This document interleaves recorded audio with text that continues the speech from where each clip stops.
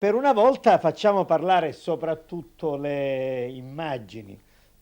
Come è noto, i sondaggi danno ampiamente vincente Giuseppe Arnone alla prossima tornata del sindaco di Agrigento. Vi sono una serie di potentati politici che vedono Arnone sindaco con grande terrore ed ecco che si organizzano. Facciamo parlare le immagini. Questa è la sala del seminario e chi vi troviamo? Non molto svegli per la verità. L'onorevole Di Mauro, il senatore Adragna, l'onorevole Capodicasa, il vicepresidente Lauricella, l'onorevole Gentile, Maria Pia Vita, ma vediamoli anche meglio questi eroici soggetti, così li commentiamo con più attenzione.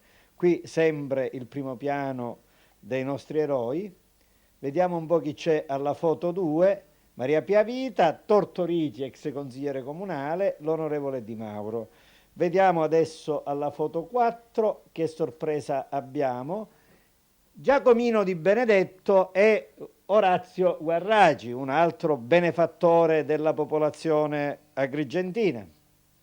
Andiamo alla foto 8 ed ecco qui Epolis, Minacori, Pennica che si propongono pure a questa aggregazione.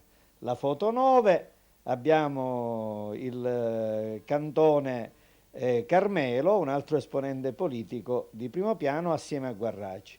Qui abbiamo Maria Pia Vita, settembrino ex assessore di Sodano e una new entry, una persona che io non stimo, Ercole Marchica, un pezzo grosso della ASP. Ma le sorprese fotografiche non sono finite. I cittadini guarderanno con grande attenzione questa pure foto recentissima. Come sappiamo, Calogero Sodano, che vediamo qui, è un esponente di primo piano della forza politica dell'onorevole Gentile.